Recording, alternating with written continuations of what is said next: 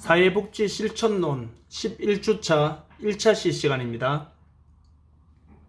자, 우리가 11주차 수업은 우리가 원래는 대면 수업이지만 제가 수업 시간에 미리 공지한 대로 이 대진고등학교 이 사회복지학에 대한 이 설명회가 있어가지고 제가 우리 학교에서 가야 될 상황이 되어가지고 제가 이제 11주차 이 화요일 수업은 온라인으로 이렇게 진행이 되는 것 여러분들에게 미리 말씀을 드렸습니다. 그래서 여러분들은 이제 5월 14일 수업 오시기 전까지 여러분들은 이 5월 11일 분량인 이 11주차 1차시 수업은 이 영상으로 수강하시고 5월 14일 수업에 오시면 됩니다. 그리고 5월 14일 수업 시간에는 제가 실천론 이 과제 아마 여러분들이 지금까지 읽고 있었을 것 같은데 좀 좋지 않은 반갑지 않은 소식이죠.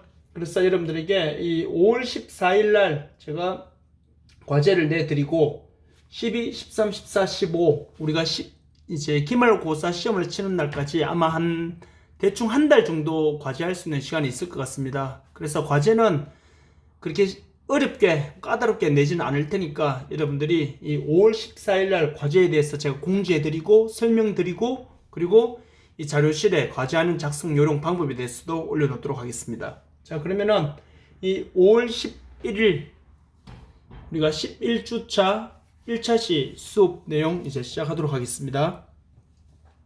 자, 우린 지난 시간에 이 의사소통 기법, 그래서 그 전에 먼저 이 사회복지 실천 기법에 대해서 우리가 살펴보는 시간을 가졌습니다. 그래서 여러분들이 지난 시간에 했는 걸 잠시 떠올리면은 우리가 지금 보고 있는 수업 자료 이 챕터에는 보면은 크게 사회복지 실천의 개관과 이 방법에 대해서 우리가 살펴보면서 첫째는 사회복지 실천해야 될 이유에 대해서 우리가 제일 먼저 살펴보았고, 그리고 이어서 이제 우리가 같이 살펴보았던 것이 BSD의 이 원조관계 형성, 그리고 사회복지 실천의 방법에서 실천 방법의 종류, 우리 미시적, 중간적, 거시적, 또 실천 과정, 초기, 중간, 종결, 여기까지 이제 여러분들이 학습을 하였고, 사회복지 실천 기법에서는 이 면접 기법, 아마 지난 시간에 했었죠.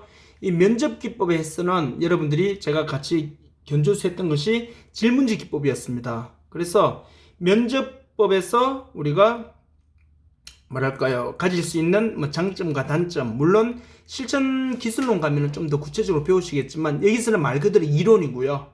실천 기술론에서는 실천 기법이거든요. 그래서 그런 맥락에서 여러분들이 이미 나왔으니까 한번 여러분들이 짚고 넘어가시면은 추후 조사론과 이 실천 기술론 수업하실 때 훨씬 도움이 되실 걸로 그렇게 먼저 공부한 사람으로서 그렇게 충분히 생각이 됩니다. 그래서 여러분들은 면접 기법이 가지는 장점과 단점, 그거 제가 수업 시간에 한번 말씀을 드렸고요. 그리고 같이 비교해서 이 질문지 기법이 가지는 또 장점과 단점, 물론 면접법의 장점이 질문지 기법에서의 단점이 될 수 있고요. 그리고 면접법에서의 단점이 질문지 기법에서의 또 장점이 될 수 있겠죠. 자, 그런 맥락으로 여러분들이 그렇다고 하나 조심하셔야 될 건 바로 뭐냐면은 면접법에서의 장점이 무조건 질문지 기법에서의 단점이 되는 건 아닙니다.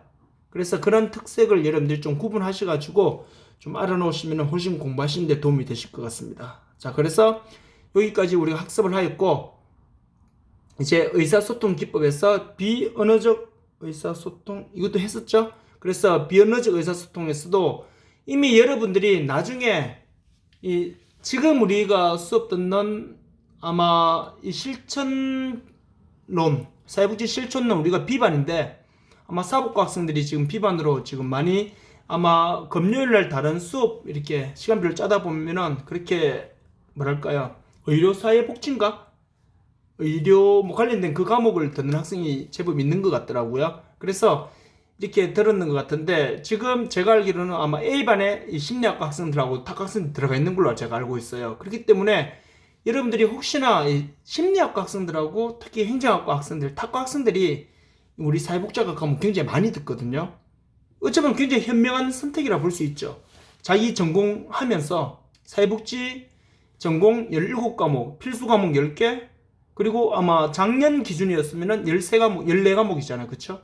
그래서 사회복지 자격증을 위한 이 과정만 이수하면은 학과 졸업해도 사회복지 국가 2급 자격증이 나온단 말이에요. 그렇기 때문에 이 지금 우리 수업 듣고 있는 탁구 학생이 있잖아요. 뭐 제가 수업 하도 말했어. 일본어하고 스페인하고 또 미대 다니는 학생들하고 이렇게 탁구에서 지금 우리 수업 듣는 학생들도 어찌 보면은 뭐 이렇게 재미로 한번 들어볼 수도 있겠지만 또 이렇게 어차피 시작했는 거라면은 시간적 여유가 있다면은 본인과 전공하면서 이 필수 과목하고 선택 과목 사회복지 학과 사무실 보면 게시판에 공고되어 있거든요. 그래서 여러분들이 그렇게 같이 하시면은 같은 학교에 같은 시간에 같은 등록금 내고 다니는데 국가 자격증까지 같이 취득하면 훨씬 뭐 플러스 알파가 되겠죠. 그렇죠? 그래서 사회복지학과 학생들은 필히 제가 심리학과 과목을 다 들으라고 보라고 할 수는 없겠지만요. 저도 학부 때 들어봤거든요. 최소한 심리학 개론만큼은 물론 이제 심리학과 가서 개론 수업 들으면은 물론 이제 학점을 관리하기는 조금 열심히 하지 않으면은 학점 받기는 어려울 수도 있어요.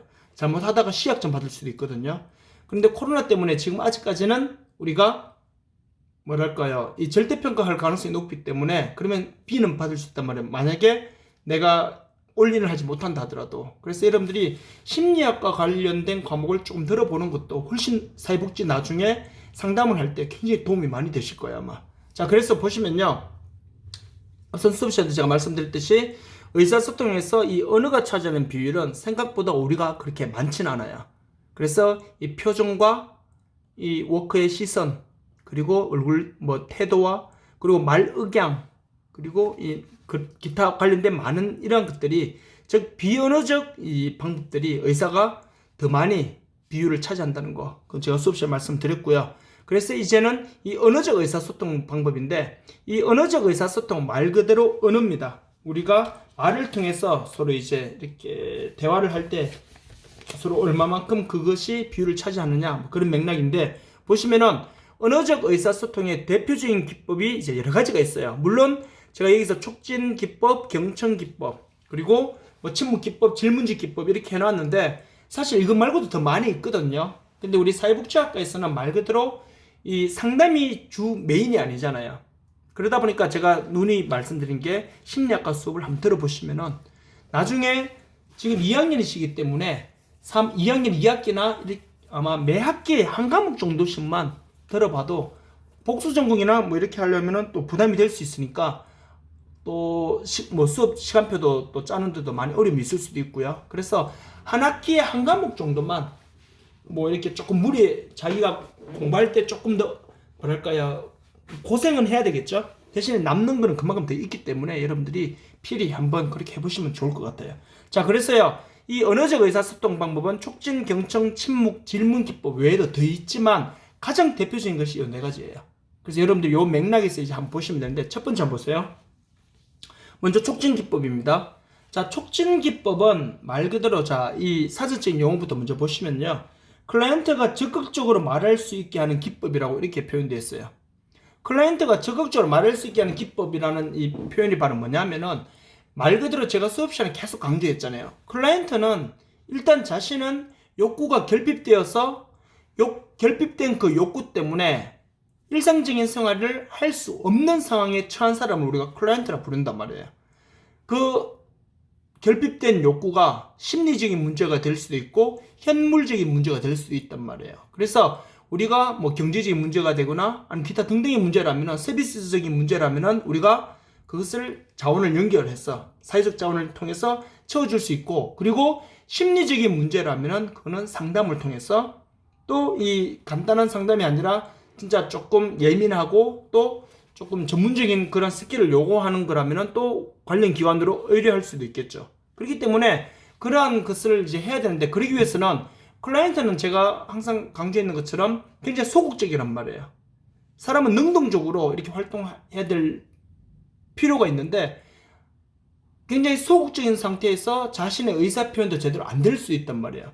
우리가 면접을 통해서 또는 질문 기법을 통해서 또 기타 등등을 통해서 우리가 그 사람을 어세스먼트하는 과정에서 왜 우리가 클라이언트로 하여금 빨리 그 사람의 이 라포를 형성하는 것을 중요시 여기냐면은, 사람은 우리가 흔히 이런 말 있죠. 10길 물속은 알아도 한 길 사람 속은 모른단 말이 있잖아요. 사람은 자신의 감정을 자기가 솔직히 표현하지 않으면은 절대 그 속을 알 수가 없단 말이에요. 오히려 사회복지사나 아니면 또 상담가, 즉 워커들이 클라이언트의 어찌 보면은 연기나 아니 클라이언트의 어찌 보면은 또 다른 표정의 그런 함정에 빠질 수 있단 말이에요. 그렇게 되지 않기 위해서는요, 클라이언트와 빨리 라포를 잘 형성해서 클라이언트로 하여금 빨리 자기 속에 있는 진짜 마음, 이러한 것을 오픈할 수 있도록, 빨리 말할 수 있도록 해야지만 클라이언트의 문제를 빨리 캐치를 할 수 있고 그 문제를 해결할 수 있는 프로그램이랑 사회적 자원을 연결할 수 있기 때문에 이 클라이언트로 하여금 이렇게 라포 형성해서 클라이언트로 하여금 자신에게 있는 내재되어 있는 그런 속마음을 적극적으로 말할 수 있게 해주는 것이 굉장히 필요하다, 이렇게 우리가 볼 수 있는 거예요. 그래서 촉진기법에서는요, 제가 지난 수업 마지막 말미 부분에서 제가 말씀드렸듯이 상대방으로 하여금 저 사람이 내 말을 잘 듣고 있구나, 저 사람이 내 말에 대해서 현재 경청하고 있구나 라는 것을 충분히 인지시켜주기 위해서는요, 그렇죠, 우리도 그렇잖아요. 누군가, 저도 지금 수업 시간에 보면은 우리 수업할 때 보면은 50몇 명의 학생들이 앉아 있잖아요. 그러면은 제가 수업에서, 여러분들은 이제 뭐랄까요, 저 제일 뒤쪽에 있는 친구들은 뭐 앞 친구들 뒤통수밖에 안 보일 거고 제일 앞쪽에 있는 친구들은 저밖에 안 보이잖아요. 근데 저는 여러분들 한눈에 다 들어온단 말이에요. 그래서 예전에 우리 학교 다닐 때 선생님들 그런 말씀 많이 하시죠. 앞에 쓰면은 한 명 한 명 표정까지 다 보인다면서 그렇게 말씀 많이 하셨잖아요. 저는 다 뻥인 줄 알았거든요. 근데 진짜 말 그대로요. 사실 한 명 한 명 표정을 다 본다는 거는 그거는 좀 뭐랄까요, 좀 부풀려는 거라 볼 수 있는데, 대부분 앉아있으면 학생들 한눈에 다 들어오는 걸 맞는 것 같아요. 자, 그러다 보니까, 자, 보시면요, 수업 시간 하다 보면은, 이제, 뭐, 어차피 수업이 사실은, 뭐랄까요, 진짜 재밌다고 볼 수는 없잖아요, 사실은요. 우리가 학생이고, 또 해야 될 일이기 때문에, 우리가 마땅한 책임이기 때문에 학교 와서 또 이렇게 열심히 공부하는 것이지, 진짜 너무 신나고 너무 재미있어서 막 이렇게 하는 건 아니잖아, 그쵸? 왜냐하면은, 제가 지난 수업 마치고 제가 보통 이제 학교 들어갈 때는 차를 안 갖고 들어간단 말이에요. 그래서 제가 지하철을 타고 오는데, 지하철 타고 시내 반월당에 내려서 제 연구소로 이제 오면은 시간이 딱 맞단 말이야. 학교 갈 때도 차를 갖고 가면 만약에 밀리거나 이래 버리면은 수업 시간에 막 이렇게 너무 이렇게 뭐랄까요, 막 바쁘게 가야 되고, 그런데 반월당에서 지하철 타면은 계명대학까지 가는 시간 딱 정해져 있단 말이에요. 내려서 딱 걸어갈 수 있는 시간도 딱 정해져 있고, 그래서 가기가 너무 편해가지고 지하철을 계속 이용하는데, 지난 제가 그러니까 5월 7일이었죠? 금요일 수업 마치고 제가 지하철 타고 오는데 우리 학과 학생들을 처음에는 못 봤어요. 근데 저는 제일 앞칸에 탔는데, 내려서 뭐랄까요, 이제 뭐랄까, 거기 제 연구소 오려고 이제 지하철 올라오는데 이제 다 마스크 끼고서 잘 모르잖아요. 근데 이제 우리 학과 학생들 중에 상당수 학생들이 2호선 갈아타려고 이제 가는 거 봤거든요. 그래서 저 바로 뒤에서 따로 올라갔거든요. 근데 올라갈 때 표정은 알 수 없지만 그때 보니까 자기 남자친구가 가는 사람도 있었고요. 지난 5월 7일 날 2호선 탈 때 그때 사람 생각해보면 돼요. 남자친구 가는 사람도 있었고, 그리고 같은 과 뭐 그렇게 같이 가던데, 일단은 보니까 굉장히 신나는 표정이었어요. 굉장히 재밌어하는 표정이었고요. 근데 수업 시간은 그런 표정 짓는 사람 잘 없단 말이에요. 그만큼 뭐냐면은 수업 시간은 그만큼 뭐냐면은 이제 사람들이 우리가 책임감이 하는 경우가 많단 말이에요. 자, 그런데 수업 시간 제가 앞에서 보면요, 한 번씩 수업 내용을 들으면서 끄떡끄떡 하는 사람이 있단 말이에요. 목을요. 예, 그러니까 목을 끄떡끄떡거리는 사람이 있단 말이에요. 그 말은 뭐냐면은 제 수업하는 입장에서는 참 고맙기도 하고요. 그리고 제가 딴 생각하고 있는 게 아니라 지금 수업 내용을 듣고 있구나라고, 그러면요. 근데 만약에 수업 시간 다 엎드려 있다거나 다 먼 산 보고 있거나 이러면요, 수업하는 사람도 굉장히 힘 빠지고 빨리 끝났으면 좋겠다는 생각이 들잖아요. 근데요, 다 앞을 쳐다보고 있고, 거기도 개중에 일부는 고개 끄떡끄떡거리고 있고, 그리고 누군가는요, 맞다 뭐 이런 식으로 하게 되면은요, 굉장히 뭐랄까요, 제가 입장에 봤을 때도 저 사람 내 말 잘 듣고 있구나라는 걸 제가 인지한단 말이에요. 이해되시겠죠? 그리고요, 예를 들어서 또 적절한 질문을 하는 이유는 여러 가지가 있겠지만요, 저 사람이 지금 현재, 저 밑에 가면 질문지기법도 나와 있어요. 저 사람이 현재 내 말에 대해서, 이 주제에 대해서 안 벗어나고 있고 잘 하고 있는지, 아니면은 더 집중시키기 위해서인지. 제가 여러분들한테 수업 시간에 질문하잖아요. 질문하는 이유가 뭐 여러 가지 이유가 있겠지만, 대신에 수업 시간에 질문을 대답을 못했다고 해서 수업 시간에 뭐 나중에 점수가 마이너스 될 일은 전혀 없어요.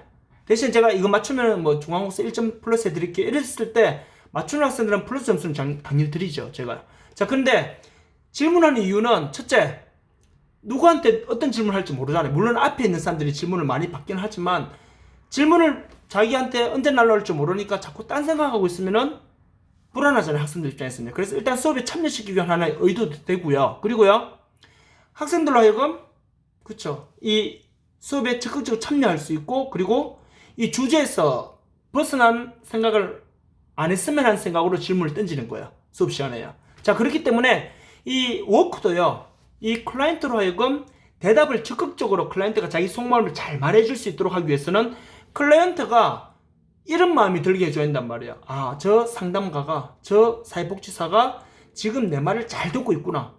지금 내 말에 경청하고 있구나. 지금 나한테 적극적으로 개입을 하고 있구나라는 거를 뭐예요?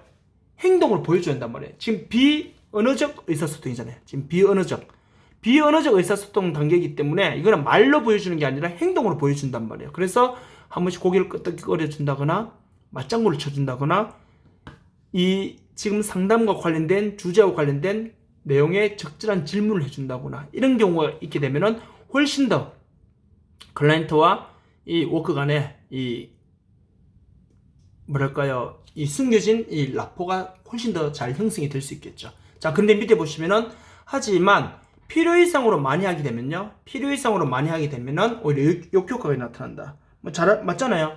고개를 너무 끄덕끄덕거린다거나. 적절한 질문이라는 건 뭐냐면요, 주제에 맞는 질문을 필요 이상으로 하지 마라 이 말이거든요. 다시요. 적절한 질문이라는 거는 주제에 맞는 질문을 그에 알맞게 하라 이 말이에요. 아무리 주제에 맞는 질문이라 하더라도 전혀 질문을 너무 많이 해버리면요, 지금 대답은 클라이언트가 해야 되는데 워크가 다 해버리면 그것도 문제가 될 수 있겠죠. 그리고 맞장구 치는 것도 너무 많이 해버리면은, 이런 재수치를 너무 심하게 취해버리면은 오히려 뭐랄까요, 이 상담 자체가 가벼워 보일 수도 있겠죠. 그리고 너무 덜 떠버릴 수도 있잖아요. 그렇기 때문에 그런 것을 우리가 잘 감안하면서 클라이언트와 워크 간의 적절한 이 신뢰관계와 라포를 우리가 잘 형성돼가는 과정에서 우리가 적절하게 이러한 촉진 기법을 써야 된다는 거, 이것이 바로 이 언어적 의사소통의 가장 대표적인 방법이고요. 자, 두 번째 그럼 보세요. 경청기법입니다. 자, 경청기법은요, 말 그대로 경청이에요. 의사소통이 가장 기본이 되고요. 이건 단순한 듣기가 아니라 뭐랬어요? 상대방의 사고와 감정을 이해하기 위한 적극적인 청취활동이에요. 자, 이게 바로 뭐냐면요, 상대방의 사고와 감정이라는 건 말 그대로 뭐냐면은 이 언어만 듣고 있는 게 아니라 소리를 듣는 게 아니라, 물론 그것도 중요하지만 상대방의 지금 이 생각과 상대방이 현재 어떤 감정에 의해서 이 말을 하고 있는지에 대해서 뭐예요? 이 워크가 적극적으로 그것을 들으려고 하는 그러한 모습입니다. 그랬어요. 그게 바로 뭐냐면 첫 번째, 되풀이 기법이라고 나오는데, 이 되풀이 기법은요, 여러분들이 이미 잘 아실 거야 아마. 잠시만요. 의자가 제가 발을 양반다리하고 앉았더니 의자가 삑삑삑삑 끄는 것 같아요. 잠깐만요. 자, 그래서 이 되풀이 기법은 뭐냐면요, 보시면은 아마 여러분 그 빈 여백에다가 뭐 적으셔도 돼요. 이 되풀이 기법의 사전적인 이 전문 용어로는요, 클라이언트가 한 말을 워크가, 즉 상담가가 그 말 일부분을 다시 말해주는 기법이 되풀이 기법이에요. 아시겠죠? 클라이언트가 했는 말을 상담가가 다시 일부분 말해주는 기법. 이해되시겠죠? 요 되풀이 기법과 명료와 요약 기법이 좀 비슷하거든요. 그래서 여러분들이 좀 구체적으로 좀 구분해 놓으실 필요가 있어요. 클라이언트가 말했는 부분을 일부분 다시 말해주는 기법이 되풀이 기법. 자, 그리고 명료화 기법은요, 뭐 말하고 싶은 것을 또 명료하게 언어로 받아서 또 되받아주는 거. 뒤가 다시 한번 말씀드릴게요. 자, 이렇게 하면 말이 비슷비슷하단 말이에요. 그렇기 때문에 여러분들은 여기서 사례를 들어서 같이 알아놓으시면 돼요. 그러면 충분히 이게 되풀이 기법이고 이게 명료화, 이것이 요약 기법, 이렇게 충분히 이제 이해하실 수 있겠죠. 자, 되풀이 기법은요, 아까 말씀드린 대로 클라이언트가 했는 말을 일부분 워크가 다시 말해주는 기법이라고 그랬는데, 그게 바로 뭐냐면은, 예를 들어서요, 장애를 가진 어머니가, 이 장애를 가진 어머니가 이 자녀를 양육하는 어머니예요. 그 어머니가 와서 이 자녀 양육 문제와 기타 관련된 것을 상담을 하기 위해서 왔다 가정해 볼게요.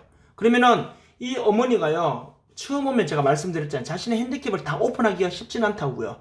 그러면요, 이 대화를 하다 보면은 자기 자녀에 대해서도 이야기하고, 그리고 자기 자신에 대해서도 이야기할 수도 있고, 그리고 무엇보다도 장애라는, 뭐 좀 중증 장애라면은 이 장애라는 것 때문에 이 어린 자녀에게 엄마로서의 역할을 많이 잘해주고 싶은데 다른 일반 엄마들에 비해서 역할을 조금 못해주는 경우도 있잖아요. 덜 해주는 게 아니라 못해주는 경우도 엄마의 그 자리를 조금 갭이 발생할 수도 있잖아요. 그런 것 때문에 또 스트레스 받는 이 장애를 가진 어머니들도 계신단 말이에요. 실질적으로요.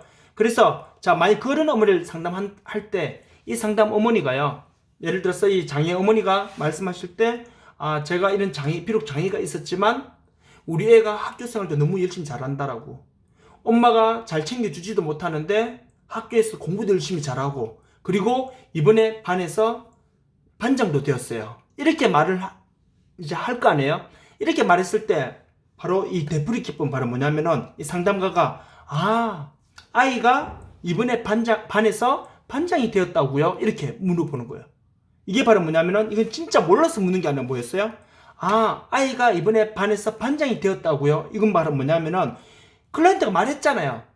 나는 많이 도와주지도 못하고 많이 챙겨주지도 못했는데 우리 애가 이번에 반에서 반장이 되었어요. 이렇게 말하는 거는 뭐예요? 다시 한번 말해주는 기법. 이렇게 하면은 클라이언트 입장에서는, 아, 저분이 지금 내 말에 대해서 잘 듣고 있고 내 말에 대해서 현재 뭐 한다는 거야, 공감도 하고 있구나라는 걸 알게 되니까 어떻게 합니까? 라포가 더 잘 되면서 더 이제 속에 있는 결핍된 욕구 이야기를 할 수 있는 기회를 만들어 줄 수 있겠죠. 그리고 이 결핍된 욕구에 대해서 이야기할 때도요, 할 때도 이런 기법이 계속 적용이 돼야 되겠죠. 그렇죠? 자, 되풀이 기법은 그래서 클라이언트가 했는 말을 일부분 다시 말해주는 기법인데, 예를 들어서 제가 이 장애 자녀를 양육하는 어머니가 했던 이런 뭐 반에서 반장이 되었구나, 뭐 이런 식으로의 대화 기법이 바로 되풀이 기법이에요. 아시겠죠? 자, 그리고 그래서 우리가 대화를 할 때요, 이렇게 한번 상대방이 말해주는 거를 내가 듣고 한번 이렇게 몰라서 다시 묻는 게 아니라, 확인하기 위해서 묻는 게 아니라 내가 네 말을 잘 듣고 있다는 것을 보여주기 위해서 이렇게 한 번씩 되풀이 해주는 거, 우리 일상생활에서도 많이 쓰거든요. 그렇기 때문에 이게 굉장히 중요한 내용이라는 걸 잘 이해하시고, 명료화 기법 한번 보세요. 명료화 기법은요, 자, 이번에 명료화 기법은, 자, 그 사전적인 설명부터 드릴게요. 말하고 싶어 하는 것을 명확하게 언어로서 대받아 말해주는 것. 여기서 말하고 싶어 하는 거는 바로 뭐냐면은, 클라이언트가 말하고 싶어 하는 것을 명확하게 상담가가, 사회복지사가 이 말로서, 언어로서 대받아서 다시 말해주는 것. 아시겠죠? 한 번 더 말씀드릴까요? 클라이언트가 말하고 싶어 하는 것을 사회복지사가 명확하게 언어로서 대받아서 다시 말해주는 것. 자, 이것도 예를 들어서 말해볼게요. 자, 예를 들어서 이 자녀를 양육, 아까 그 어머니를 계속 가정해볼게요. 장애 아동을 양육하는 그 어머니가, 죄송해요. 장애를 가진 어머니가, 이제 자녀를 양육하는 그 어머니가, 장애를 가진 어머니가 이 명령 기법에 어떻게 적용이 되냐면요. 자, 어머니가, 비록 우리 애가 엄마가 잘 챙겨주지도 못했지만 우리 애가 반장도 되었고요. 그리고 이렇게 뭐랄까, 엄마가 좋은 옷도 못 사주고 이렇게 옷도 예쁘게 못 입혀주는데 학교 가서 친구들이랑 사이좋게 잘 지내서 교우관계도 좋은 것 같고요. 이렇게 이제 말하다가 또 좋은 이야기만 할 수는 없잖아요. 이 장애를 가진 어머니가 자랑하러 온 게 아니잖아요, 지금요. 자, 그러면 좀 더 깊이 들어갔다 가정해 볼게요. 그러면은, 그렇지만 또 힘든 점도 있잖아요.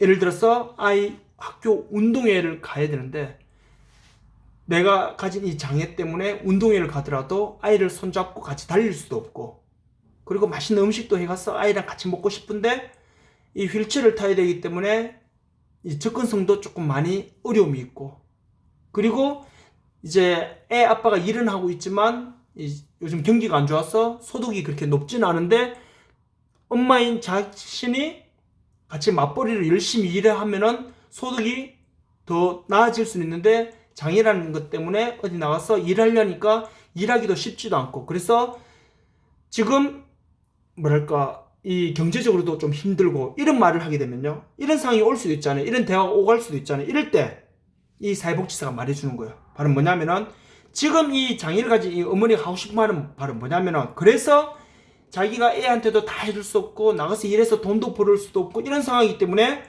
지금 뭐야, 지금 그래서 당신은 마음도 몸도 많이 지쳐있고 힘들어 있는 상태구나.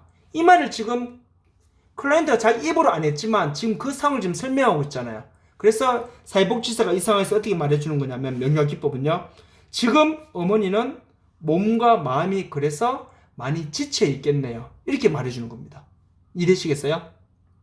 아이한테 제대로 잘 해주지도 못하고, 그리고 남편한테도 그렇고, 그리고 나가서 열심히 돈 좀 벌어왔으면 자기도 좋겠는데 장애 때문에 돈도 벌러 갈 수도 없고, 그리고 경제적으로 많이 힘들고, 그리고 자신도 재활치료를 받아야 되는데 이 돈 경제적인 문제 때문에 재활치료를 제대로 못 받아가지고 몸은 더 많이 이렇게 근육통도 있고 좀 많이 아프고, 이런 상황을 설명하면은 이 사회복지사가, 아니 상담가가 어떻게, 지금 이런 상황 때문에 몸도 마음도 현재 많이 지쳐 있겠네요. 많이 지금 힘드시겠습니다. 라고 이렇게 말해주는 것.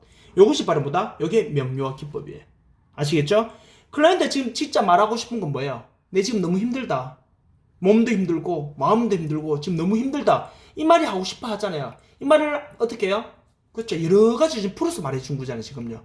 그거를 딱 명료시켜서 말해주는 게 바로 뭐다? 명료화 기법. 이렇게 여러분들 이해하시면은 크게 어렵지 않게 이해하실 수 있겠죠. 자, 마지막 요약기법 한번 보세요. 요약기법은요, 자, 사전적인 내용은요, 클라이언트가 말한 내용의 인과관계를 생각하여 그것을 해석하여 다시 되받아 주는 겁니다. 아시겠죠? 클라이언트가 말한 내용의 인과관계를 생각해서 그것을 해석해서 다시 되받아 주는 것. 이것이 뭐다? 요약기법입니다. 되풀이, 명료와 요약, 어쩌면 다 비슷한 내용이 될 수 있는데 조금씩 차이는 있거든요. 자, 아까 말했던 것처럼 이 요약기법, 그래서 한 사례를 들어보면요, 다문화 가정 어머니를 우리가 한번 예를 들어볼까, 이번에는요. 다문화 가정 어머니가 예를 들어서 지금 한국 생활하는데 너무 힘들어요. 너무 힘든데 힘든 이유가 있겠죠. 즉 인과관계, 즉 원인과 결과가 있어야 되잖아요. 결과는 이미 나타났어요. 어머니가 힘들다는 거. 힘들다는 게 나타났는데, 자, 이 힘들다는 게 이유가 여러 가지가 있겠죠. 향수병 때문에 힘들 수도 있어요. 아니면은 배우자의 뭐 무관심이나 배우자의 뭐 그런 일이 있으면 안 되겠지만 배우자의 폭력, 그리고 또는 뭐 문화의 차이, 음식 문화와 또 다른 기후의 차이, 또 뭐 기후 문화라 해야 될까요?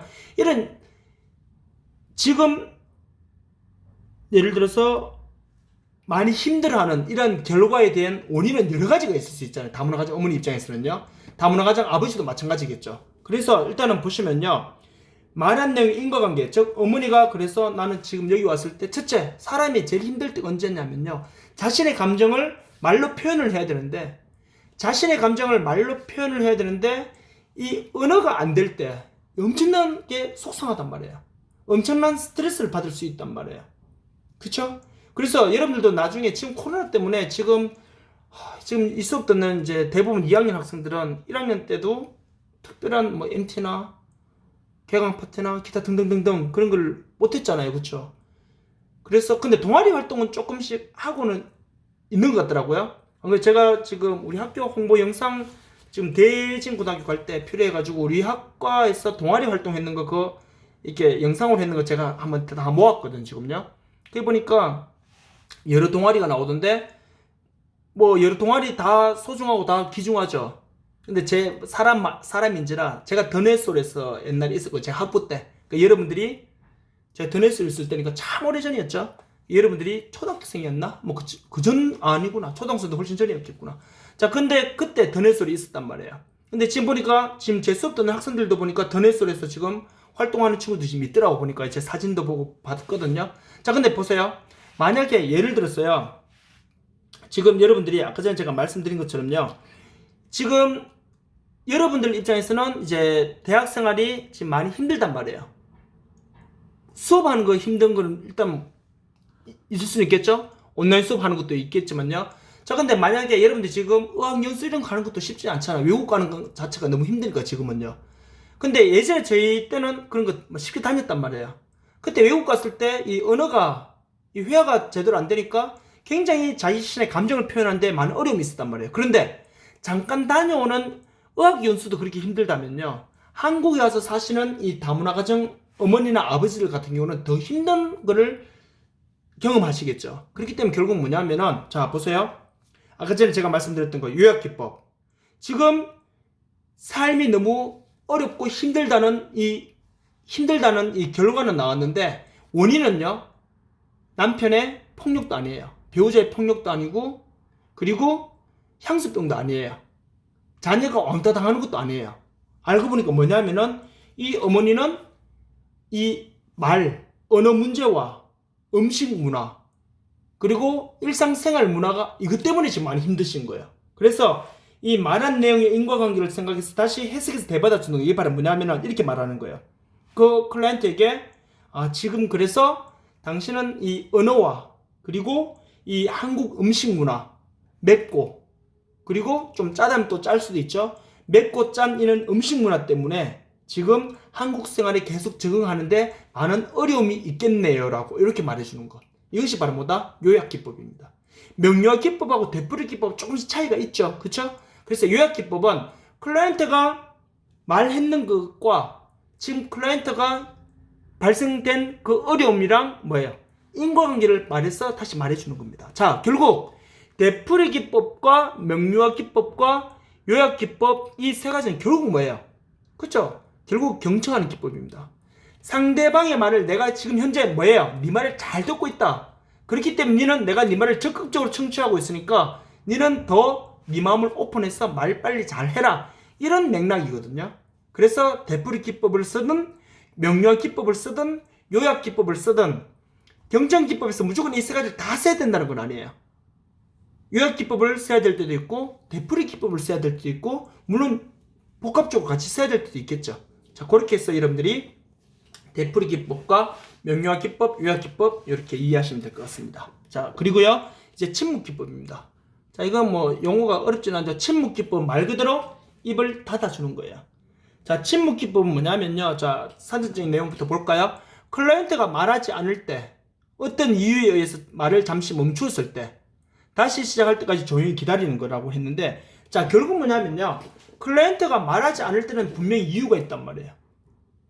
대부분 여기서 우리 근데 중요한 거는 클라이언트가 감정이 상해서 말 안 할 수도 있겠죠. 왜?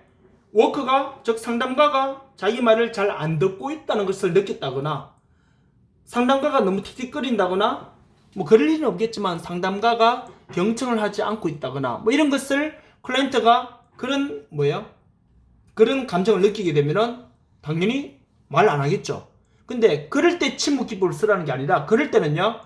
그런 문제가 발생하지 않도록 하기 위해서 촉진 기법과 경청 기법을 이 워크는 잘 숙지하고 있어야 한단 말이에요. 근데 침묵 기법은 언제 쓰는 거냐면요. 바로 클라이언트와 이 상담가 간에 서로 감정의 문제가 발생해서 나타난 문제 때문에 쓰는 게 아니라 클라이언트는 지금 자신에게 심리적으로나 기타 등등의 여러 가지 이유로 인해서 지금 현재 자신의 이 마인드를 오픈하는 데 있어서 결핍된 욕구가 자신의 감정을 굉장히 아프게 하는 부분도 없지 않아 있을 수 있단 말이에요. 뭐 예를 들어서 지금 세월호 사건이나 천안함 사건이나 뭐 이런 기타 사건들이 많잖아요. 지금요. 부모님이 되어서 제일 견디기 힘든 상황이 언제냐면은 자녀를 자기보다 먼저 앞세웠을 때야.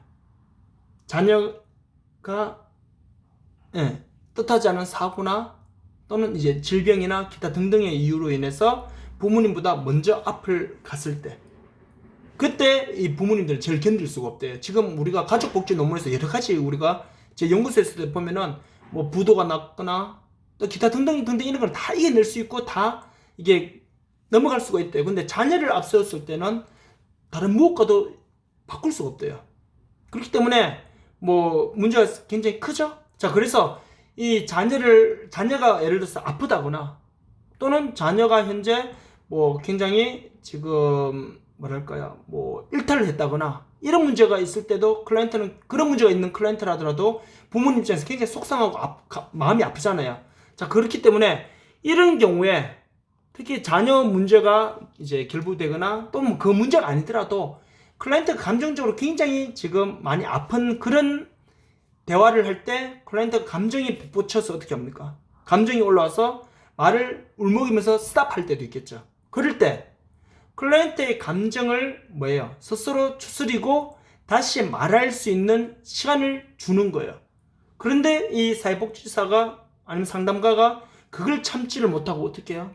막 그게 돼서 왜 그래서 어떻게 되었어요? 다음은 어떻게 되는데요?